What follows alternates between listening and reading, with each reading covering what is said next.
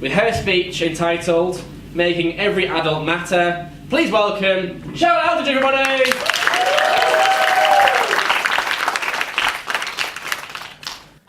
Meme. M-E-A-M. Making Every Adult Matter. Meme. Now, I'm sure many of you have heard about policies and papers that keep our children safe. Every child matters, every child counts. But by show of hands, how many of you have heard of the approach, making every adult matter? No one. I'm not surprised. So today I'm going to explain to you what the approach is and why we need to adopt it in our society. So it's obvious to me, and I hope to many of you, that there are many people in our society who are living a very poor standard of living for any human being, but particularly those in the developed world. In any area, we see people with multiple and complex needs, living chaotic lives, and facing an early death because as a society, we do not understand or know how to support these individuals. Let me back up a little bit. What is multiple and complex needs? What does that mean? It basically means people are living with a lot of problems at the same time, having ineffective contact with services and living in chaos. So what's a lot of problems? It could be anything, right? But in the bracket of multiple and complex needs, there are 4 main areas we need to think about. First, homelessness.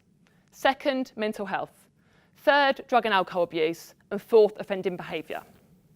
Now, to experience one of those problems at any one time would be traumatic and quite isolating. Imagine for a moment experiencing all 4 at the same time. Impossible for some of you? But I'd never be homeless. Why would I have a problem with drug and alcohol? I'd never be in the criminal justice system. Maybe you wouldn't. So let me put you in the position of someone that I work with every day and allow me to set the scene. Maybe a couple of decades ago, you were a looked after child in the care system, which is not as robust as it is now. Maybe in that time you're a victim of abuse. You will carry this trauma with you for the whole of your life, and it will affect your successes that you have. It will have never been addressed, so you will carry this trauma and it will affect your mental health every day.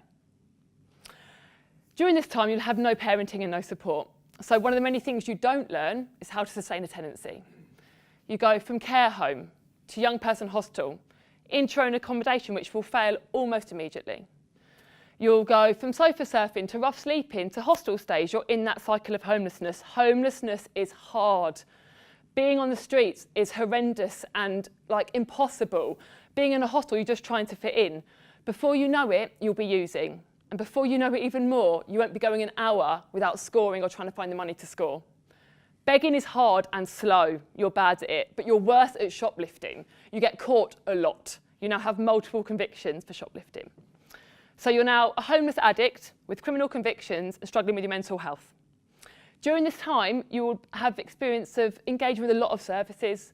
However, it's ineffective because a lot of these services are supporting you on one area of your life, which is fine if you have just one problem or you've not been entrenched in the world of homelessness, mental health, drug and alcohol and criminal justice system for many years. For those people, we need a more holistic approach. The evidence shows that if we work together, local services can create coordinated approaches that can transform lives. And the Making Every Adult Matter approach is a framework for these coordinated approaches to happen. We have people in our society that are here and have been for years. Agencies operate here. The meme approach means that agencies need to do this to make these people come up a little bit. So why would we do that? Why would we bother changing the whole of what we do and how we operate for this really small percentage of people in our society?